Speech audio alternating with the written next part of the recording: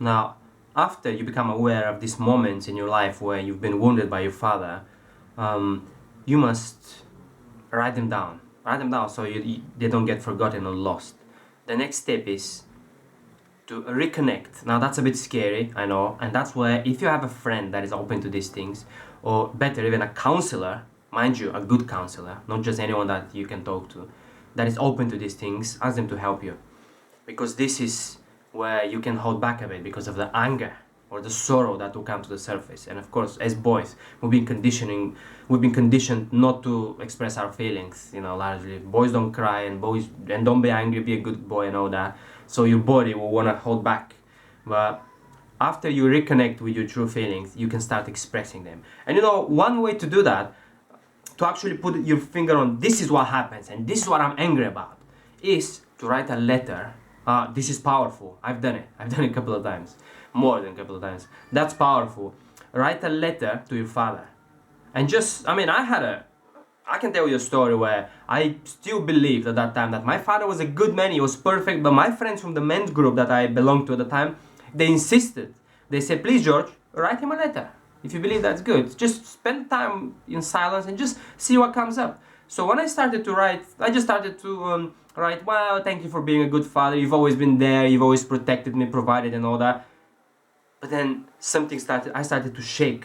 Something really dark started to, really dark anger. I couldn't hold the pen. My hands were shaking because I realized how much I needed the father when he was not there. How much I needed that physical touch that he would not give me. And my deep buried anger that resulted in my depression later in life, this is what it was all about. Anger towards my father. Why wouldn't you come? Why wouldn't you pay attention to your son's feelings, emotions, development? Why? Where were you? Why did you abuse me the way you did? Because that's, everything that is directed at you in a damaging way is abuse. Whether he meant it or not, it's abuse. So yes, write him a letter. Trust me. Spend the time in serious silence, meditation, contemplation, whatever. But then start writing and see what comes up. It will be very interesting.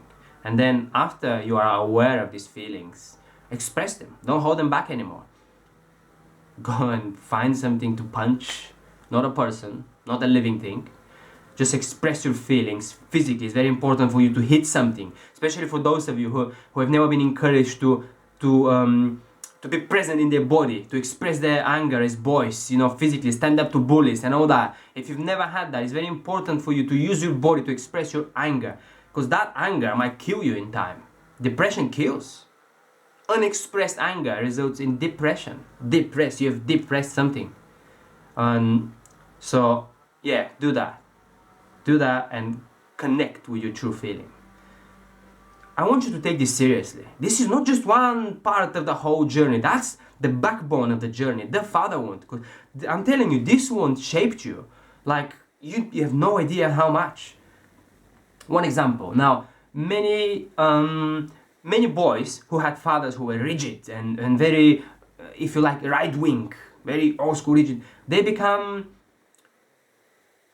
for example, the hippies. The warrior, the tough man, the World War II veteran. Very often, the son becomes the peace-loving, the long hair hippie. Just the opposite of his father.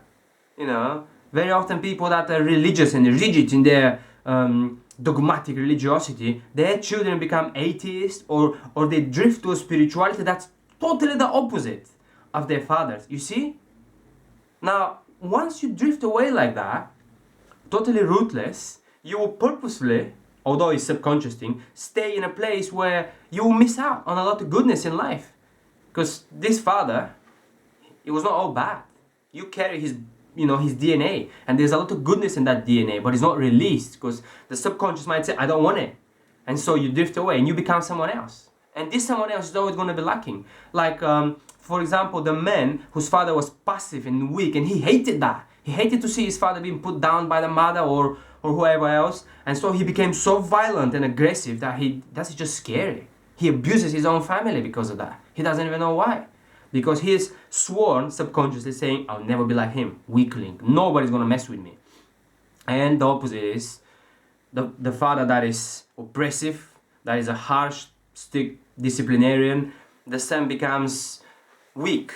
Oh, I'll never be dangerous like that. And he drifts away, and later on when his wife, his children need him to show some strength, courage, leadership, he's just not there. He would rather hide behind the newspaper or just give them money to go and do their own thing, but not being present, providing strength. Never stand up to his wife in a good two-sided argument. I'm not talking about abuse. I'm talking about doing conflict, engaging in conflict, right? Now, when you engage, you take some punches, you deliver some. This is life. So this is how much the father wound has shaped us.